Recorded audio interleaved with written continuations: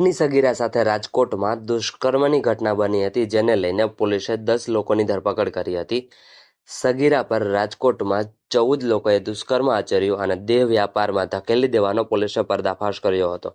આ કેસમાં અગાઉ 6 આરોપીની ધરપકડ કરવામાં આવી હતી અને પોલીસે અન્ય 4 આરોપીની ધરપકડ કરી છે.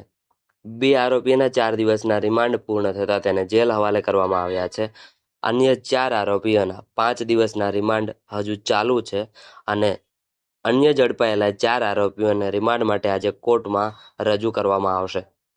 જેલ હવાલે કરાયેલા આરોપીઓમાં રેહાન યુનુસ શેખ જૂનાગઢ, કિરણ કાલુસિંહ બિષ્ટ રાજકોટ, જેના રિમાન્ડ ચાલુ છે તે આરોપીઓમાં આકાશ અર્જુનસિંહ ઓડ રાજકોટ, હિરેન જગદીશભાઈ છાપરા રાજકોટ, જસ્મીન દિનેશભાઈ મકવાણા રાજકોટ, હાર્દિક દીપકભાઈ ઝાપડા રાજકોટ. રિમાન્ડ માટે જેને કોર્ટમાં રજૂ કરવામાં આવશે તેવા આરોપીઓમાં સત્યમ જીતેશ ટીમાણિયા રાજકોટ, અયાન જોધપુરા મુલતાની રાજકોટ, અરબાજ ખીમાવત રાજકોટ, કૃપાલ ટીમાણિયા રાજકોટ.